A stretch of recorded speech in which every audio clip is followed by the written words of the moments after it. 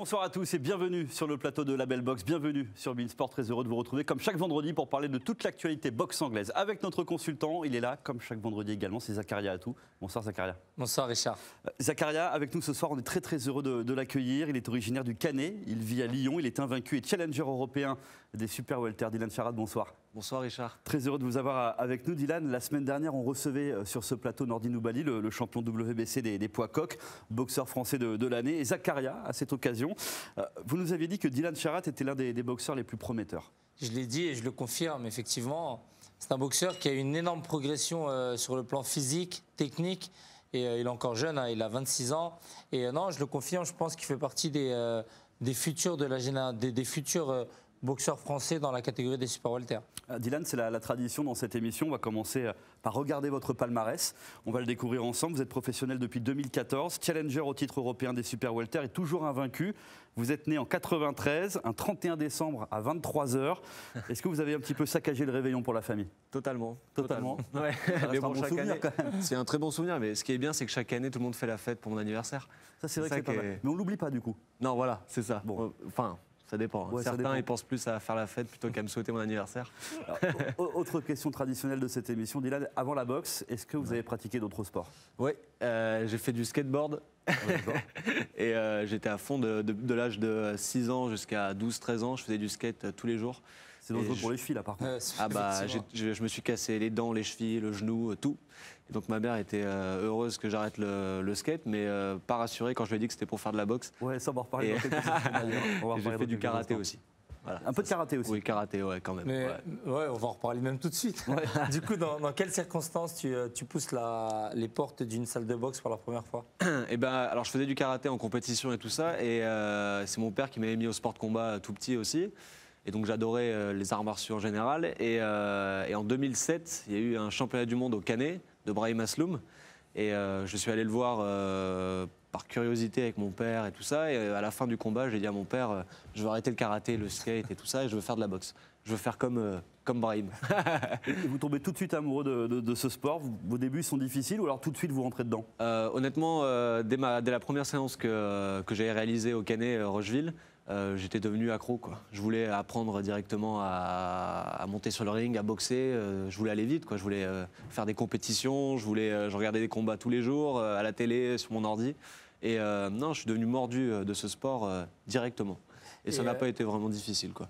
Et du coup, tu as compris très vite que la boxe est un sport dur, très exigeant, et que comparé aux autres sports que tu as pu pratiquer, par lesquels on jouait, on peut jouer au football, on peut jouer faire du skate, mais à la boxe on joue pas et donc c'est un sport dur et dangereux. Bah, exactement. Voilà. Quand j'ai commencé au début, je pensais que c'était ce qui m'a plu, c'est le côté physique, le dépassement de soi et tout ça, mais j'avais pas encore pris conscience que les coups ça faisait vraiment mal. et un jour j'ai mis les gants et là j'avais pris un coup dans le nez, je m'étais dit ah ouais.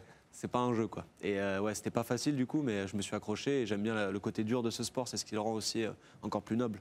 Ouais. Donc, vous nous expliquiez quelques minutes auparavant, quand vous faisiez du skate et que vous aviez arrêté, vos parents avaient été plutôt rassurés, mais pas forcément quand vous leur avez appris que c'était pour faire de la boxe. Comment ils ont réagi justement, votre famille, quand ils ont su que vous vouliez pratiquer ce sport? C'est les mamans généralement qui ont le plus de mal. Alors mon père suivait un peu l'avis de ma mère, on va dire, mais ma mère était totalement contre. Hein. Pour elle, la boxe c'était un sport comme au Rocky, quoi. On finissait, pour elle, la boxe c'était le nez cassé, les arcades ouvertes à chaque fois. Tous les boxeurs terminaient mal en général, donc elle s'est dit non, c'est pas possible, il va pas faire de la boxe.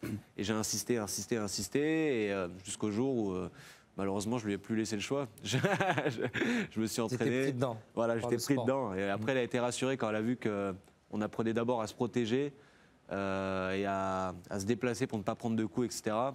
Plutôt qu'à simplement se bagarrer. Je lui ai montré le côté noble art de ce sport, quoi. Toucher sans se faire toucher. Et là, elle a été rassurée. C'est peut-être pour ça que tu es un petit peu technicien, on le voit, on le ressent dans ton style de boxe. Pour faire plaisir aux mamans. Pour rassurer ma mère. Ouais. Et c'est vrai en plus. Et elle vient maintenant vous voir au combat? Jamais. Non. Jamais. Non. Elle regarde les rediffusions des combats quand elle sait que j'ai gagné. Voilà. Sinon, le soir des combats, elle attend à la maison avec sa maman ou quoi. Et elle attend que ça se passe. Elle attend que je lui téléphone après le combat. Et voilà. Inquiète. Très inquiète, ouais. Bon, les premières compétitions auxquelles vous participez, Dylan, vous avez quel âge? J'avais du coup 14 ans. 14 ans, j'ai réalisé mon premier combat boxe éducative à l'époque. Et très rapidement, j'ai fait mon premier combat amateur dans les mois qui ont suivi. Et j'ai commencé par une victoire et une défaite. Et premier combat, une victoire qui était difficile, et parce qu'en fait, j'avais pas le cardio du tout, quoi. Ouais. Je pensais être préparé à fond, je pensais que ça allait être entre guillemets facile parce que c'était 3 fois 2 minutes. Et en fait, au bout de 2 minutes, dans le ring, j'étais complètement rincé. Et je me suis dit, mais qu'est-ce qui se passe, quoi? Qu'est-ce qui se passe? Et le deuxième combat, j'ai perdu. Et du coup, là, je me suis vraiment remis en question et j'ai compris qu'il fallait s'entraîner dur, très dur. En amateur, vous remportez des titres? Alors j'ai été champion régional à plusieurs reprises. Ouais. J'avais gagné la ceinture Montana, c'était un titre international. Ouais. Mais j'ai jamais été champion de France ou voilà. Par contre, je suis parti en équipe de France pour des tournois parce que j'avais été sélectionné et détecté par l'équipe. Mais j'ai jamais eu un titre majeur, quoi. Et on va parler justement de l'équipe de France parce que vous êtes appelé en équipe de France junior, Ouais. mais le stage il commence quelques jours avant de passer les épreuves du bac. Ouais. Là c'est un problème. Ouais, c'était un gros problème, surtout pour ma mère, encore une fois.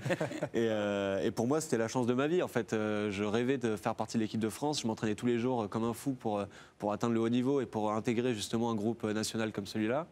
Et quand j'ai été appelé pour les championnats d'Europe, j'ai directement dit à ma mère, bon, bah, le bac, je vais faire en sorte qu'il se déroule... de le rattraper au mois de septembre, quoi. Et elle m'a dit non, mais alors là tu rigoles complet, c'est pas possible. Du coup j'ai fait toutes les démarches de mon côté pour que ça se fasse. Et 2 jours après, j'ai dit à ma mère, bon bah je pars demain à l'INSEP et du coup je vais rattraper le bac en septembre. Et là elle m'a dit non mais c'est Tu l'as mis n'importe au quoi. pied du mur, du coup. Ah ouais. Et heureusement j'ai eu le bac après. C'est ça les enfants nés un 31 décembre en fait. C'est ça, c'est un calvaire, c'est un vrai calvaire. C'est un vrai calvaire. L'équipe de France, vous la côtoyez en junior et en senior. Ouais. Ce sont des stages et des compétitions également à l'étranger. Il y a un voyage qui vous a marqué? Ouais, un voyage en Allemagne justement pour un tournoi européen. Et j'étais vraiment hyper confiant, bien préparé. J'étais en pleine évolution dans ma carrière, j'étais hyper motivé. Et j'ai boxé un Ukrainien qui m'a battu largement. Et ça m'a vraiment mis en rogne. Quand je suis rentré, j'ai passé mes vacances à m'entraîner encore plus, parce que je voulais absolument effacer cette défaite de ma tête et rebondir là-dessus. Et ça a été un vrai aussi élément déclencheur, quoi, pour m'entraîner encore plus dur et me battre encore plus pour progresser, parce que j'ai vu que j'étais loin du haut niveau en fait à cette époque, alors que je pensais quand même m'en approcher, quoi. Même s'il y a cette défaite face à l'Ukrainien, comme vous étiez en train de l'expliquer, vous étiez aussi en pleine évolution. Ouais. Est-ce qu'à cette époque-là, vous commenciez à rêver des Jeux Olympiques? Ah bien sûr, ouais. Je Ouais. rêvais des JO, je rêvais surtout de passer pro. Moi la boxe pro ça m'a toujours attiré, parce qu'il y a ce côté, déjà les combats en 12 rounds, c'est spectaculaire, il y a du monde qui regarde, il y a la télé, et on a tous en tête les champions du monde, Ali, Frazier, c'est à l'époque glorieuse de la boxe poids lourd qui a marqué tout le monde, et c'est la boxe pro, quoi. Moi je voulais être dans l'arène en tant que pro, et ça m'inspirait encore plus que la boxe olympique. Voilà. Mais surtout, c'est vrai que donc, du coup, tu voulais percer en boxe, Ouais. mais tu n'as pas négligé tes études pour autant. Je Non. crois que tu as fait une école de commerce à Ouais. Lyon. Et Exactement. du coup, est-ce que le fait d'associer les deux, c'était quelque chose d'indispensable pour toi Ouais. dans ton futur? Et surtout, est-ce que ça a été compliqué? Alors ouais, c'était indispensable pour moi parce que en fait, j'avais conscience que la boxe c'était pas un sport facile, c'était pas un métier facile, et je savais aussi que c'était difficile d'en vivre en Absolument. tant que pro. Et surtout, le sport de haut niveau, même si à un moment donné on peut bien en vivre, ça dure qu'un temps, et si on arrête avant 40 ans, après on a encore toute une vie derrière. Et moi, c'est ça qui m'inquiétait un peu. Je me disais, bon, même si je deviens pro et que j'ai envie et que ça se passe bien, j'ai envie de préparer une reconversion et d'avoir autre chose derrière pour avoir une seconde vie, on va dire, en quelque sorte, après la boxe. Et donc les études, ça a été inéluctable, que je voulais absolument les faire. Et en fait, ça a été très dur, c'est clair, mais ça a été aussi un moyen pour moi de côtoyer 2 mondes chaque jour, parce que je m'entraînais le matin, je partais en cours la journée, je retournais m'entraîner le soir. Et ça me permettait de décompresser, de me déconnecter de la boxe pendant un temps, et de me déconnecter des études pendant un temps aussi. Donc c'était super cool. Et c'était très dur, mais très bien, en fin de compte, ça m'a bien servi. Dylan fait aussi partie, et c'est important de le souligner, parce que tu fais partie de cette nouvelle génération qui a compris qu'il était important également de voir l'à côté. Et on a beaucoup de boxeurs aujourd'hui qui ont fait de grandes études et qui sont boxeurs. D'ailleurs, on a pu accueillir Yaya Tlaouzouti, qui est actuellement prof dans un lycée. Donc non, c'est bien, et c'est un exemple à suivre pour les futurs à venir. Vous nous parliez de vos études supérieures, et vous nous aviez confié aussi, un peu plus tôt avant le démarrage de cette émission, que vous aviez aussi un emploi du temps aménagé. Alors les partiels, vous les passiez en même temps que tout le monde, mais les cours, parfois, vous deviez les rattraper. Comment ça se passait avec les autres étudiants quand ils ont appris que vous étiez boxeur? Au début, ils pensaient que c'était que je pratiquais la boxe comme ça par plaisir et que je faisais des combats amateurs de temps en temps. Et en fait, rapidement, ils ont compris que je m'entraînais matin et soir tous les jours et que c'était sérieux, que je voulais en faire mon métier. Donc, beaucoup, en fait, ils ont été très curieux, forcément. Ils m'ont posé beaucoup de questions. Et après, c'est devenu des supporters, en quelque sorte. Ils m'accompagnaient, ils venaient me voir au combat, ils me supportaient pendant les préparations. Et franchement, ils m'ont tous aidé à rattraper les cours manqués et tout ça pour que je puisse suivre, justement, mes études en parallèle de mes entraînements. Et c'est ça aussi, cette énergie-là qui m'a permis de réussir à concilier les deux. Donc voilà. Mais les étudiants étaient plutôt contents d'avoir un boxeur dans la salle. Ça rassure. Ça rassure, voilà. Pendant votre école de commerce, vous faites des stages à l'étranger, vous allez à Londres, à Dublin, donc en Angleterre et en Irlande. Et dès que vous arrivez dans ces villes, est-ce que vous recherchez des salles de boxe pour vous entraîner? Ouais, alors là, c'était la priorité en fait. Je choisissais mes échanges Erasmus en fonction de la qualité des salles de boxe dans les pays en question. Et donc j'ai fait par exemple en Master 1, j'ai fait un échange à Dublin pour avoir un double diplôme dans une école de commerce là-bas. Et avant toute chose, quand je suis arrivé à Dublin, la première chose que j'ai fait, c'était avant de trouver mon logement et tout, c'était de partir dans une salle de boxe et de rencontrer l'équipe et tout ça pour voir s'ils pouvaient m'accueillir et m'entraîner, si je pouvais m'entraîner là-bas comme je le souhaitais, quoi. On dit souvent que les États-Unis, c'est la terre promise pour la boxe, mais l'Angleterre et l'Irlande, les Irlandais, ils adorent ça aussi. Hein. Pour le coup, vous avez dû trouver des installations intéressantes. Ah oui, alors, l'Irlande, il n'y a pas beaucoup de promoteurs. Il n'y a pas beaucoup d'argent pour la boxe pro. Par contre, ils investissent beaucoup dans l'équipe nationale, en boxe amateur. Et surtout, ils ont ça dans le sang, quoi. Les Irlandais, c'est des bagarreurs déjà dans les bars. Ah oui, bien sûr. En toute chose, c'est des vrais fêtards. Ils aiment se battre dans les bars. Et du coup, la boxe, pour eux, c'est naturel. Ils font tous de la boxe après leur journée de travail. Ils vont boxer dans les salles. Ils aiment mettre les gants. Et il y a un concept là-bas qui s'appelle le white collar, où c'est des compétitions entre des salariés d'entreprise, entre des chefs d'entreprise et tout ça. Ça se fait beaucoup, effectivement. Ouais. Et les mecs, ils boxent le jeudi soir, ils se battent. Ils font des sparring. Bon, souvent, c'est des bagarres, des combats de chiffonniers un peu. Oui, mais c'est super. Bien sûr. Et comment il a accueilli le Frenchie en Irlande ou en Angleterre d'ailleurs? En Angleterre, ils ont voulu me tester direct. Ils ont voulu mettre les gants avec moi parce que je suis arrivé dans une salle qui s'appelait le Rooney's Gym, avec mon sac à dos, mes petites lunettes et tout. Et j'avais pas d'entraîneur ni rien parce que là-bas, c'est pas le même fonctionnement qu'en France. Dans les salles sont privées et les entraîneurs, etc., viennent avec leurs boxeurs s'entraîner dans la salle. Elle appartient à personne en quelque sorte. Exactement. Voilà. Et du coup, je suis rentré dans cette salle en question et j'ai dit que j'étais pro, que j'avais 2 combats pro à l'époque, tout ça. Ils m'ont repris un peu de haut. Et ils m'ont dit, il faut payer ta séance. Hein. En plus, tu viens seul, tu n'as pas d'entraîneur, tu n'as personne. Et direct, on m'a dit, tu vas mettre les gants avec Larry Ekundayo qui est là, il prépare un combat. Tout ça, il avait 10 combats pro à l'époque. Du coup, j'ai mis les gants, j'avais pas de protège-dents, rien. Et j'ai mis les gants. C'était nécessaire pour. C'était nécessaire pour faire sa place. D'accord. Pour se faire respecter, c'est bien. Se faire respecter, c'est ça. Et après, du coup, le courant est passé direct. J'ai gagné mon respect. À la dure. Alors, quand un boxeur choisit un surnom qui est lié à un animal, il choisit souvent des animaux dangereux. On pense au lion, au cobra, au tigre. Vous, Dylan, vous avez choisi un animal qui n'est pas vraiment réputé pour sa férocité, le butterfly, le papillon. Le papillon, ouais. C'est l'emblème que j'ai choisi, le papillon, parce que ça symbolise la constante métamorphose. Le mouvement constant, en fait. Donc, c'est ce que je recherche dans ma vie, à évoluer constamment, à travailler dur pour évoluer dans le bon sens. Et donc, l'emblème représente la métamorphose dans tout son sens, que ce soit dans ma vie sportive ou professionnelle, où je cherche à m'améliorer en tant qu'homme, à progresser, mais aussi dans ma vie sportive, à évoluer et à me métamorphoser. Et aussi, c'est un petit jeu de mots avec la métamorphose entre ce que je suis en dehors du ring, le mec à lunettes qui fait des études, tout ça, qui paye pas de mine, et puis quand je rentre dans le ring, je deviens un autre homme, même dans ma tête, j'ai envie juste de détruire et de boxer. Donc, c'est ça qui me fait penser au papillon aussi. Il y a cette marque avec le papillon, on en reparlera aussi ça dans quelques instants. Mais d'abord, on va s'intéresser un peu à l'évolution de votre carrière. Le 22 février 2014, vous effectuez chez vous, au Canet, vos débuts professionnels, passé pro. C'était la suite logique pour vous après 8 ans de pratique? Ouais. C'était le moment d'y aller? Ouais, c'était le moment d'y aller, surtout que ça bouillonnait en moi, quoi. Je voulais plus de la boxe amateur, je voulais plus. Et puis surtout, moi, je voulais absolument atteindre le haut niveau. Et les JO, pour moi, c'était pas possible à cette époque. Il y avait Souleymane Sissoko qui était déjà sélectionné et tout ça. Donc moi, je me suis dit, moi, je veux passer aux choses sérieuses, entre guillemets, et faire mon premier combat pro. Et ça s'est passé au Canet, dans la ville dans laquelle j'ai commencé la boxe. Et honnêtement, c'était un combat dur. J'ai boxé un Marseillais qui avait sur le papier, il avait 6 combats, 6 défaites, je crois. Mais c'était un vrai guerrier, hyper dur au mal. Et pour le coup, c'était pas un combat facile, quoi. Alors avant de se plonger un peu plus dans votre carrière, on va marquer une petite pause, mais on va s'intéresser à la conférence de presse qui s'est déroulée cette semaine à Los Angeles entre le champion WBC des poids lourds Deontay Wilder et Tyson Fury. Alors les deux hommes se retrouveront à Las Vegas le 22 février prochain après leur match nul de décembre 2018. Regardez. From Manchester, England, here is the undefeated lineal heavyweight champion of the world, the Gypsy King, Tyson Fury. Sorry about this. I got that on my shit. Who cares? It's happening, LA!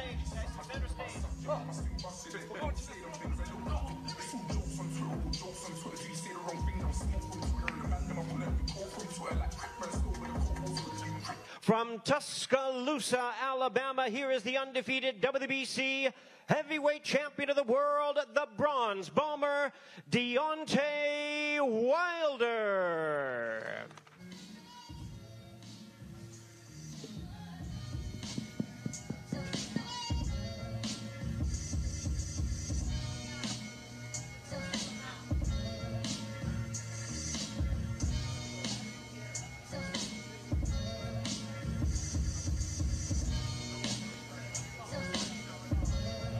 Want to bring to your attention that scared me to death. For the first time in my boxing career, I don't need to sell this fight. People know what they're going to get. It says exactly what it says on the tin. You're going to get a good fight. Whether I think the consensus is either he knocks me out or I win on points. That's what's been going around. Either Fury wins on points or Wilder wins by KO. You know. And usually when people have that opinion, it usually goes the opposite way around. So, yeah, expect Wilder to come out boxing and moving, looking for a points victory. And expect me to come out bombing, looking for a knockout. And we all know rematches, I'm always sharp because I've been in there with them before. I understand what they're capable of doing and what they're planning on doing. And what am I going to do in the fight? I'm going to win. That's what I do. Deontay Wilder can make all the excuses he wants to make up in his own brain, his team, everybody can tell him, you won that fight, baby, you won that fight. But listen, as a fighting man, you know when you win and lose fights. Simple as. He lost the fight fair and square, he will lose the fight again fair and square. They had to rob a man who was out the ring for 3 years, ballooned up 147 pounds, and he still couldn't beat him. They had to give him a bad decision in LA, you know, to get a victory for the so-called top bloke, top champion. I'm going to go out there, I'm going to give him a boxing lesson, and I'm going to knock him out. That's exactly what I'm going to do. This is the new beginning right here. This is unfinished business that I will finish. I will do exactly what I said I would do. I'm going to knock him out. Like I told him, I'm the lion, I'm the king of the jungle. And come February 27th, I'm going to rip his head off his body. Remember I said that. I'm going to knock you out there on ropes so you can really feel a WWE moment in real life. I'm glad you got a second job. You need it. I'm looking forward to the rematch. We know that when I talk and say things, things actually happen. We know when he talks, you know, it's just only just to talk, to entertain, to try to get a couple of jokes and laughs in and stuff like that. But February 22nd, when that bell ring, it ain't no joke about that. Be dead in the centre of the ring, let's have a slugfest. Best man stands up, loser goes down. I got 20 knockouts out of 29 wins. He knows he was rocked 3 or 4 times in that fight, but I never had the gas to finish him. I'll be honest and truthful. I didn't have the gas after the layoff, after all the weight loss. I never had the gas to put my foot down. This time I can turn that screwdriver until he's gone. And I want to meet him head on. El mono, in the centre of the ring. Let's make it a Tommy Hearns, Marvin Hagler type fight. Best man stands, the loser goes back and recruits. Back to the gym, back to the drawing board. I'll meet you, Deontay, in the middle of the ring, 22nd of February. I won't be running. You won't have to look anywhere for me. Just watch out for the right hands, because you're going to sleep in 2 rounds. 2 rounds, he's going down. Dylan, certains boxeurs ne s'intéressent qu'à leur carrière, d'autres sont de vrais passionnés. J'ai cru comprendre que c'était votre cas. Est-ce que vous vous levez la nuit pour suivre les grands combats, ce genre de combat par exemple? Toujours. Je me lève à 4 h du matin et je regarde toute la réunion d'ailleurs à chaque fois, puisque le main event arrive à 6 ou 7 h du mat, donc il faut prendre sur soi et ne pas s'endormir pendant la soirée. Mais à chaque fois, je suis les grands combats. Ah, ces retrouvailles entre Deontay Wilder et Tyson Fury, c'est le genre de combat qui pourrait vous passionner? Ah oui, complètement, parce qu'ils ont deux styles opposés et j'adore le personnage de Fury. C'est un vrai personnage, quoi. Il a du charisme en plus et tout ça. Et puis il est touchant parce qu'il a une sensibilité en dehors du ring quand il parle et tout ça, sa vie personnelle et tout. C'est un mec qui a une vie intéressante aussi et j'aime bien son style de boxe. Si je dois vous demander un pronostic entre les deux qui s'impose? Bah, moi je vois Fury au point. J'espère en tout cas. Ouais. Zachary, vous êtes d'accord avec ça? Fury au point? Pour moi aussi, effectivement, c'est soit Fury au point, soit Wilder par KO. Voilà, ouais. On verra ça le 22 février. Dylan, on va revenir à vous. Vos 6 premiers combats pro, vous les disputez dans votre région, chez vous, au Canet, à Fréjus et à Monaco. Ouais. Le Canet, dont vous êtes originaire, vous y avez boxé dans 3 salles différentes, le gymnase Principiano, la Palestre et le théâtre de Tivoli, j'ai bien prononcé? Ouais, c'est ça. Bon, très bien. C'est un avantage de boxer à domicile ou alors c'est contraignant? Bah alors, ça met un peu de pression forcément parce qu'on a envie de bien faire devant les proches, devant les supporters de la ville. Ouais. Mais moi, en tout cas, ça me donne une force supplémentaire, quoi. Je suis très heureux de boxer dans la ville dans laquelle j'ai commencé la boxe et la ville que je représente aussi. Donc voilà, c'est important pour moi de boxer là-bas. Vos débuts à Paris, c'est lors de votre 9e combat, c'est au Palais des Sports de la Porte de Versailles. Est-ce que c'est toujours important quand on vient de province de boxer dans la capitale? Je pense, oui. Je pense que c'est important de se rendre visible dans la capitale et aussi de voir justement ce que ça fait de boxer devant un public plus large, plus vaste, comme à l'époque c'était au Palais des Sports. Oui. Et il y avait beaucoup de monde, donc c'est une belle salle et du coup il y a des gens curieux, des connaisseurs qui viennent voir de Paris et c'est important de se représenter devant eux. Et voilà, donc c'est une bonne expérience. Alors, quand on regarde un petit peu où vous avez boxé, on trouve des lieux qui représentent quelque chose pour un boxeur, vous l'avez dit, il y a le Palais des Sports, la Palestre au Canet, Monte-Carlo, le Palais des Sports à Marseille, l'Accor Arena à Bercy. C'est motivant de boxer dans des lieux comme ça? Ah, c'est sûr que, alors, bah oui, j'ai commencé dans la salle de Principiano au Canet, qui est un petit gymnase de la ville du Canet où il y a 100 personnes qui viennent voir les combats en général. Bon, le ring reste le même, hein, ça change rien. Mais en tout cas, de boxer aujourd'hui à Bercy, c'est hyper motivant et ça fait plaisir parce que il y a vraiment du monde, il y a une grosse énergie dans la salle. Et moi, en tout cas, ça ne me met aucune pression, ça me transcende. J'ai envie de faire le show, quoi. J'adore ça. Tu sais, moi je suis un petit peu de la vieille école. Pour moi, souvent il faut faire, voilà, on passe par le championnat de France, par le championnat de l'Union européenne, championnat d'Europe, championnat du monde. Et je vois que tu n'as pas fait de championnat de France. Non. Pourquoi? Alors j'ai été challenger ou numéro 2 français pendant longtemps. Et on n'a jamais trouvé l'opportunité de boxer le champion de France en question. Et en fait, à l'époque où je voulais boxer pour le titre de champion de France, c'était Geoffrey Jacob, je crois, qui était champion de France. Et en fait, je pense qu'il ne voulait pas me rencontrer ou c'était pas possible d'organiser le combat. Et du coup, on s'est concentré directement sur l'Union européenne parce que l'opportunité s'est présentée. Et voilà, mais j'aimerais être champion de mon pays un jour. Hein. Ouais. Je ne sais pas quand on pourra le faire, parce que forcément maintenant on regarde vers l'avenir et vers des titres plus prestigieux. Mais c'est important d'être champion de son pays, pour moi aussi. Et ça me manque un peu de ne pas l'avoir fait encore. En octobre 2018, Dylan, pour le titre vacant de l'Union européenne, à Marseille, vous faites match nul contre le Français Howard Cospolite. C'est une décision logique pour vous ou est-ce que vous estimez avoir été un petit peu volé sur ce combat? C'est logique. Honnêtement, c'est logique. Je n'ai pas su faire la différence. C'était un boxeur très agressif, avec un style de boxe qui est dur à lire. Il est hyper... Et très dur, surtout. C'est un boxeur très solide. Dur, très solide. Ouais. Beaucoup d'expérience, très physique, très dur. Et j'ai pas su faire la différence parce que je suis rentré en fait dans sa stratégie à lui. Absolument. Voilà, j'ai laissé imposer son style de boxe. Et du coup, j'ai pas pu faire la différence. Mais ça a été plutôt salutaire pour moi, ce combat. Oui, parce que vous allez le retrouver 7 mois après. Ouais, et cette fois-ci, vous allez vous imposer au point. Est-ce que le boxeur de Saint-Ouen est finalement le boxeur qui vous a aujourd'hui posé le plus de problèmes? Oui, sur le premier combat, complètement. Et c'est celui qui m'a permis aussi de progresser, de passer à l'étape supérieure. Parce qu'après le match nul qu'on a eu lors du premier combat, j'ai passé 9 mois à m'entraîner tous les jours, matin et soir, sans prendre de vacances, sans rien, en pensant qu'à lui, et à me dire mais comment je vais pouvoir le battre, comment je vais faire, quelle stratégie je vais adopter. Et j'ai travaillé sur tous mes points faibles et tout ça pour progresser et ne plus jamais ne pas faire du moins, pour pouvoir vraiment faire la différence lors de la revanche. Je voulais vraiment pas qu'il y ait de questions en fait. Donc ça a été salutaire ce match nul parce que ça m'a remis en question et je me suis battu à l'entraînement pour y arriver, quoi. On va continuer bien sûr, Dylan, d'évoquer votre carrière, votre futur également dans quelques instants. Et on verra aussi un combat de poids moyen entre Hugo Centeno Jr. et Juan Macias Montiel. Mais avant de se retrouver en compagnie de Dylan et de Zakaria, on va marquer une petite pause dans la Belle Box. On se retrouve dans quelques secondes. À tout de suite.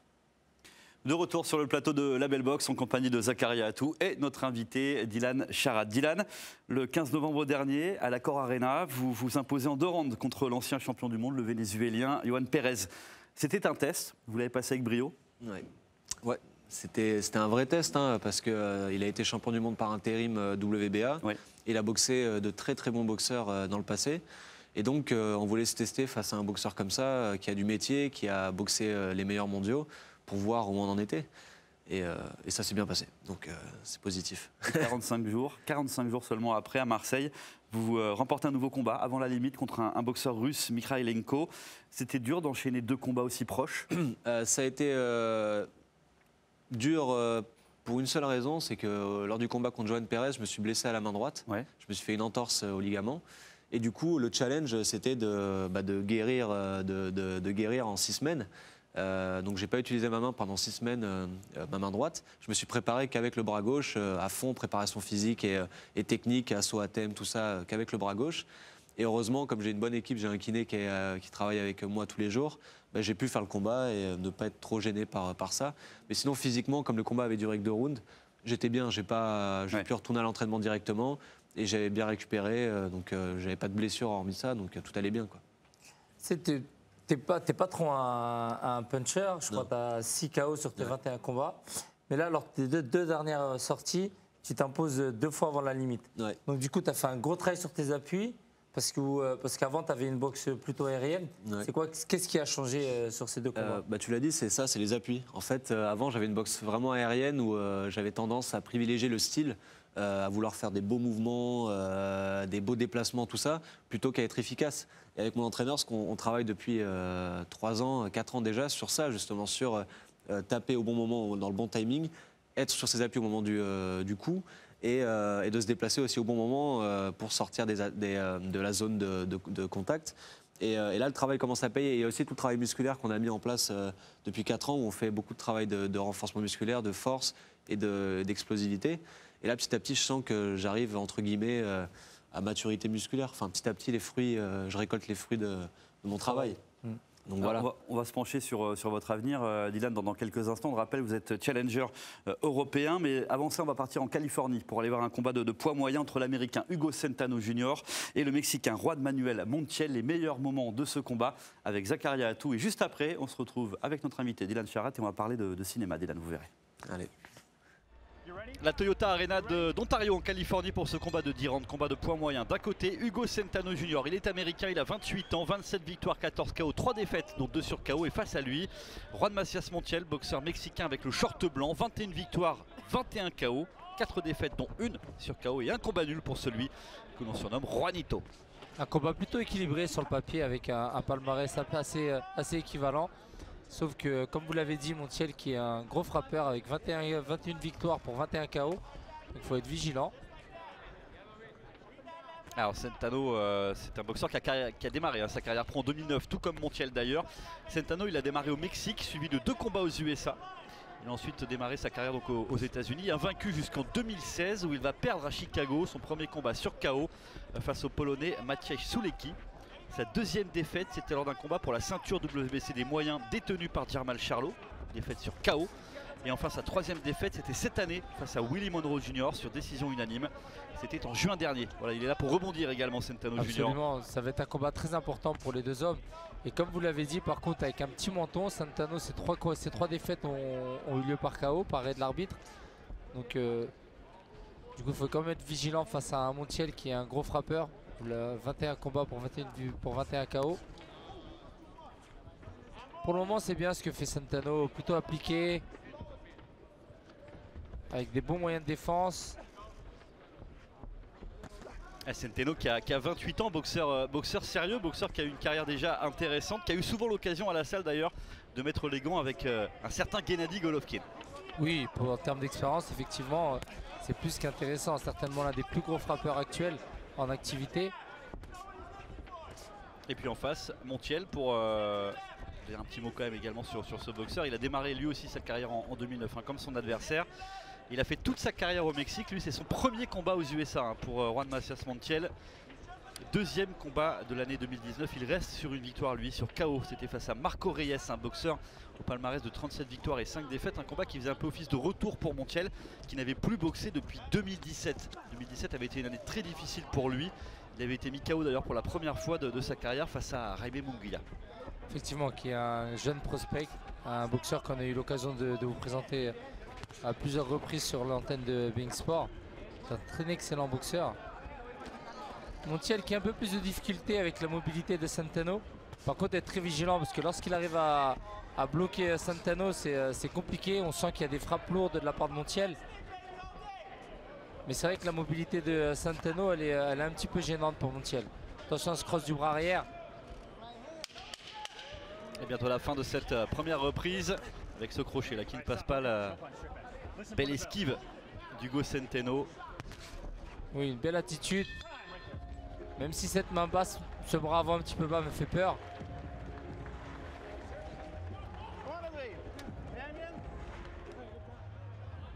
C'est le troisième combat de l'année hein, pour Hugo Centeno. Il a combattu Oscar Cortés en février dernier avec une victoire face à ce boxeur qui avait un palmarès de 27 victoires et 3 défaites. Il y a eu ensuite la défaite au mois de juin, on en a parlé, face à Willy Monroe. Et donc son troisième combat ce soir face à Juan Macias Montiel. Quasiment 6 mois après avoir perdu face à Willy Monroe. D'où ce combat d'importance, hein, comme vous l'avez dit. C'est un combat qui va pouvoir lui permettre de se remettre sur le devant de la scène. Et surtout aspirer à une grosse échéance par la suite.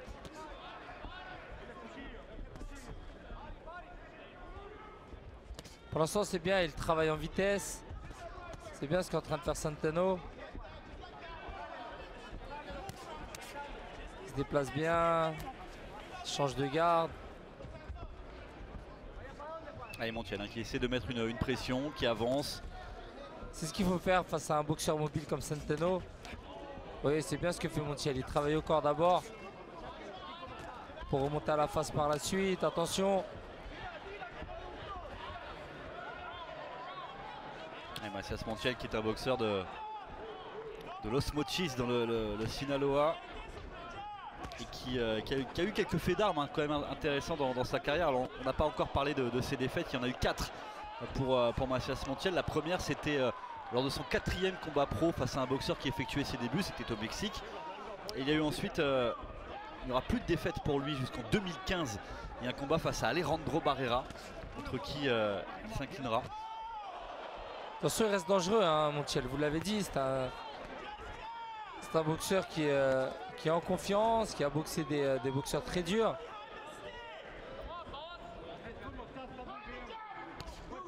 On l'a vu toucher tout à l'heure avec un crochet du bras avant, qui aurait pu être dangereux.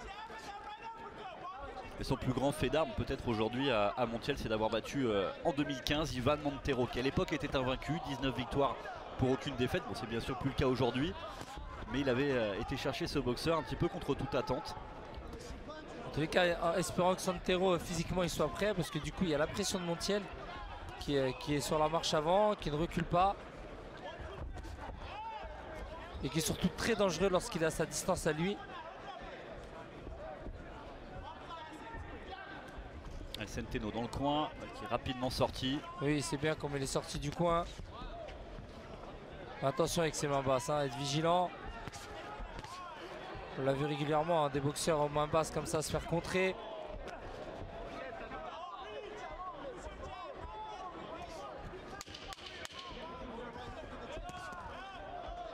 On est dans les 10 dernières secondes de ce 3e round. C'est bien, belle attitude de Centeno. Allez, Centeno et Montiel vont retrouver leur coin. Avec beaucoup de confiance, hein, vous pouvez le voir, chez Hugo Centeno.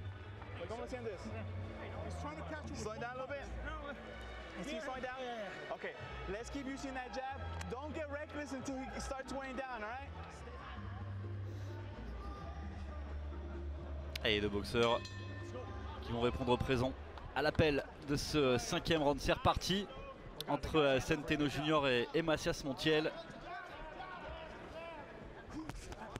Attention encore de ne pas se faire contrer avec ce crochet du bras avant de Montiel. Il a une belle attitude, Centeno. C'est juste être vigilant au niveau des moyens de défense. Des fois, il a les mains un petit peu bas, ça peut être dangereux. Même s'il a le coup d'œil.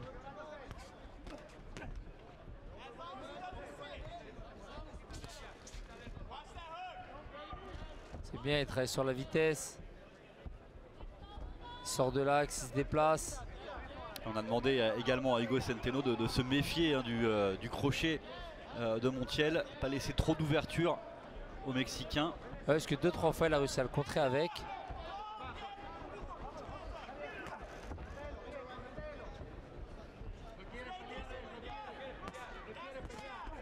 Attention, heureusement, c'est bien, belle rotative.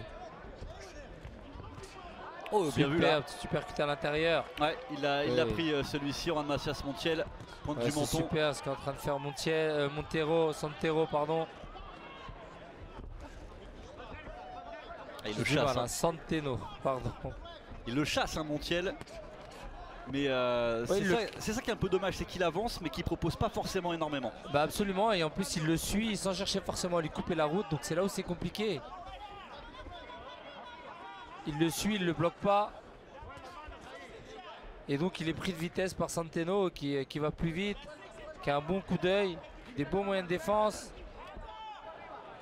Et encore, c'est bien.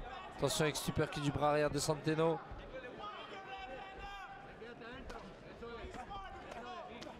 Ah, c'est là où c'est dangereux, faut pas laisser travailler Montiel. Et ça manque de puissance pour le Mexicain. On le sent sur l'impact des coups.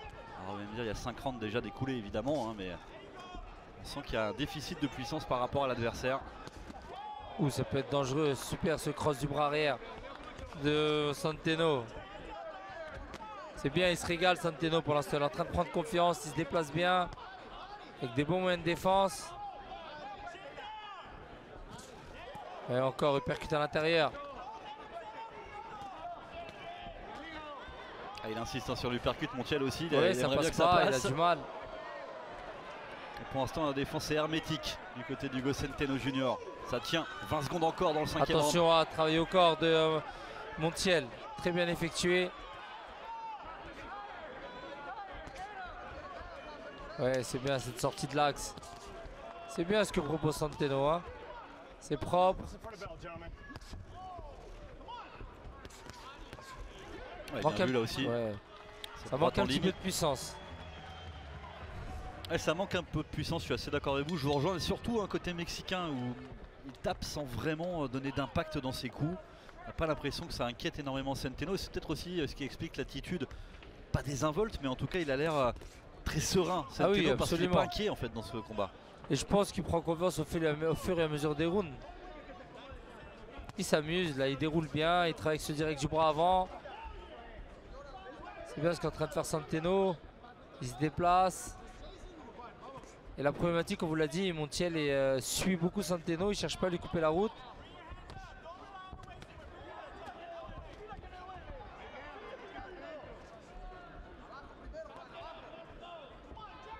Ouais, Centeno marque ses points.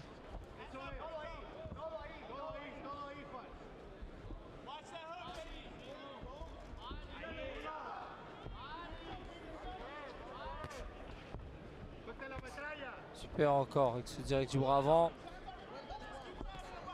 Encore. On reste sur le même schéma. Un Centeno qui se déplace, qui est en déplacement, avec des bons moyens de défense.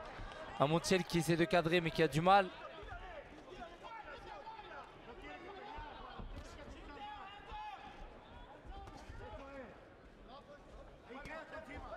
Et la pression est constante, mais il n'y a pas le danger amené en plus par Montiel. Absolument, il n'y a pas de danger parce qu'il le coince rarement. Et on a un Centeno qui a des très très bons moyens de défense. Donc forcément c'est compliqué pour Montiel. Même s'il a raison face à un boxeur qui bouge beaucoup le buste. Il est important de commencer à travailler au corps. Mais pas assez efficace. Oui, attention encore, ça peut être dangereux. Uppercut du bras avant. Ouais, il fait signe que non, Hugo Centeno, que tout va bien, mais il a quand même été touché par Montiel. Il est entré dans la dernière minute du 6e round. C'est vrai que Centeno travaille en vitesse, mais on ne sent pas non plus beaucoup d'impact dans ses coups. Hein. Même s'il contre bien.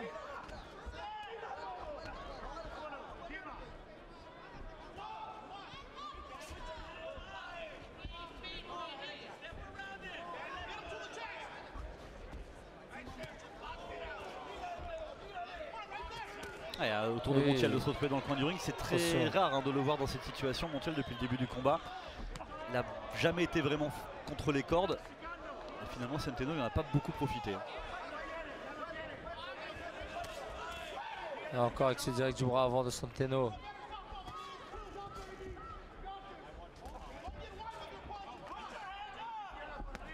Attention, il peut être dangereux avec ce crochet du bras avant. Ou ce travail au corps. Ouais, Centeno qui est un petit peu plié là sur le travail au corps. Et qui est toujours là. Bientôt la fin de cette reprise. C'est là où il est dangereux, Montiel. Il faut qu'il se déplace, Centeno. Il ne faut pas rester face à face. À une fin de round un petit peu compliquée pour un peu plus compliqué pour l'Américain. On le voit lorsqu'il est à distance de bras de Montiel. C'est beaucoup plus compliqué pour Centeno. La Toyota Arena d'Ontario en Californie, combat en 10 rounds. On est dans le 8e round entre Hugo Centeno Jr. et Juan Macias Montiel, l'Américain face au Mexicain. Et là, il est beaucoup mieux lorsqu'il est en déplacement. Ah, vous voyez, pour l'instant, la carte des juges, elle est assez... C'est mitigé. Ouais, c'est 50-50 hein, pour l'instant entre Centeno Même et si Montiel. je vois quand même malgré tout Centeno Oui. devant un petit peu encore. Ouais, je suis d'accord avec vous. Parce que même si effectivement le Montiel met le rythme, c'est lui qui avance. Malgré tout les coups les plus nets et les contres les plus nets, ça reste Centeno qui les met.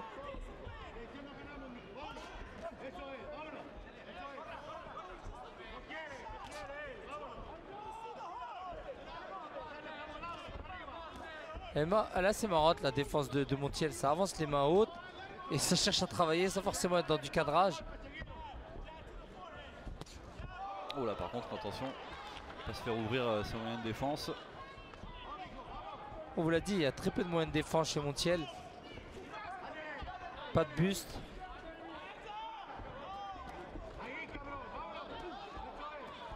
C'est là où c'est dangereux, il faut sortir, il ne faut pas rester Centeno. Ah, il faut qu'il continue à travailler, Montiel. C'est dommage qu'il n'y ait pas ce débit de coup, qu'il n'y ait pas ces combinaisons.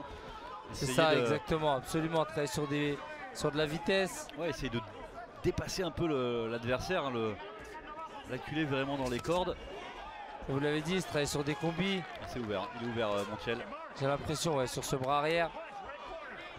Ça saigne au niveau de l'arcade droite.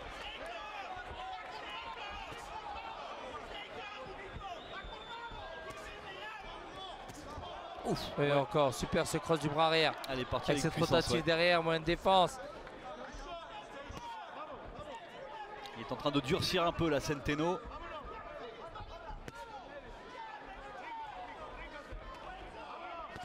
Et encore, super ce petit compte, sorti de l'axe. Petit bras arrière, il s'est mis en gaucher.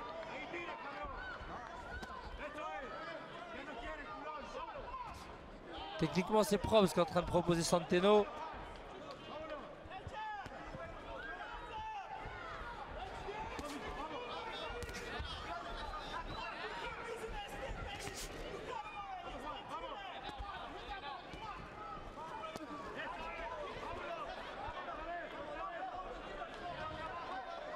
Il y a Montiel qui est gêné, hein. Il y a du sang qui coule dans l'œil droit. Forcément, oui.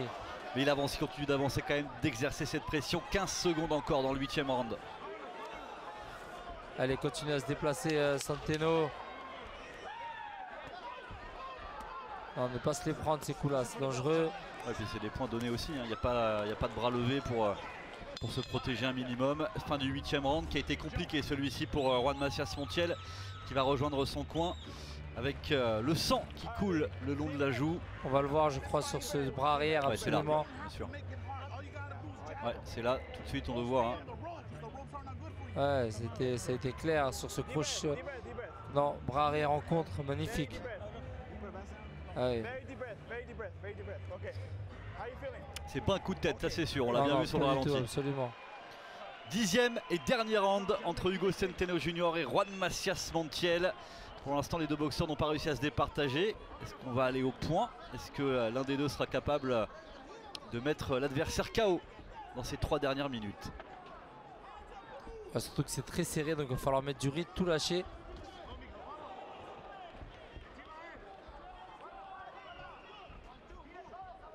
Voilà Centeno, c'est bien les moyens de défense, il faut remiser derrière.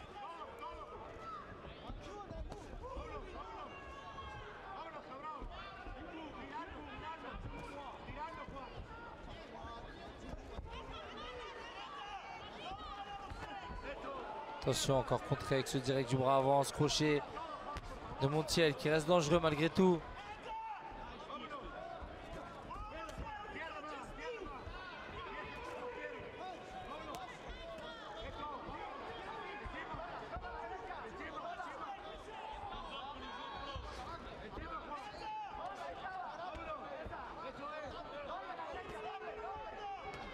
Attention, Centeno qui est dans le coin pour sortir de là.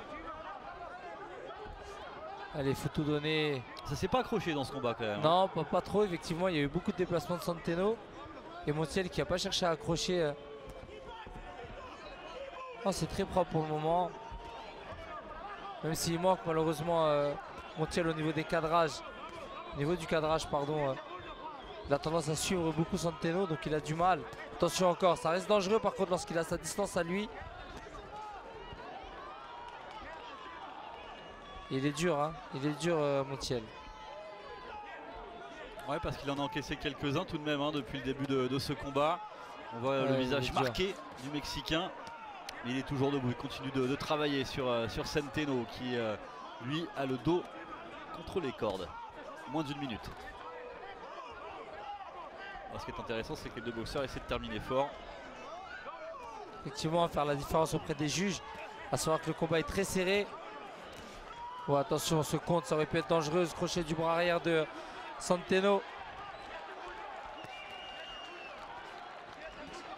Ah, quelle guerre, c'est bien cette fin de round. Tout ce qu'on aime. Allez, 30 secondes encore de bataille entre Centeno et Montiel. Allez, super ce travail d'alternance, corps face.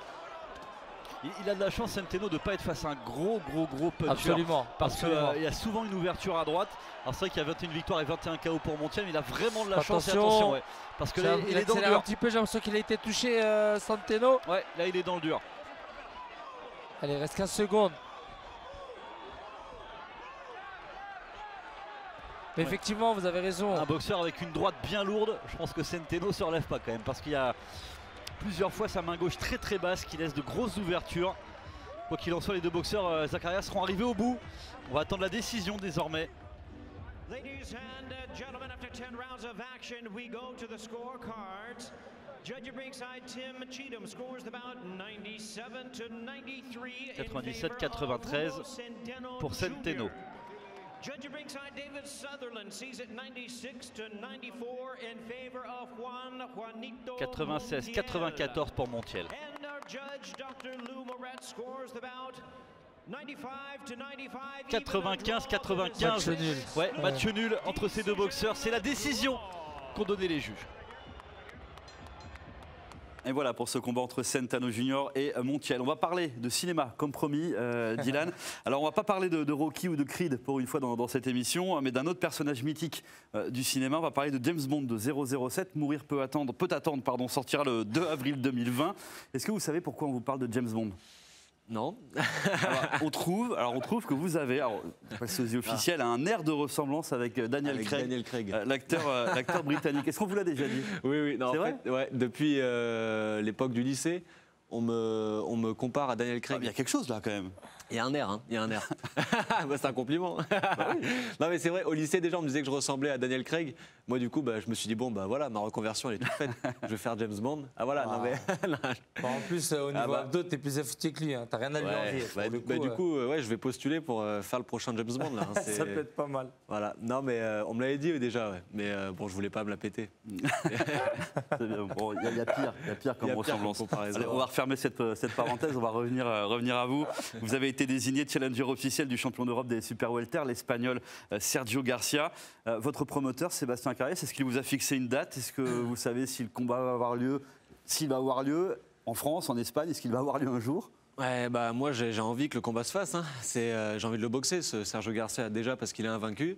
Et du coup, moi, ça me plaît. J'ai envie de me tester face à un boxeur comme ça.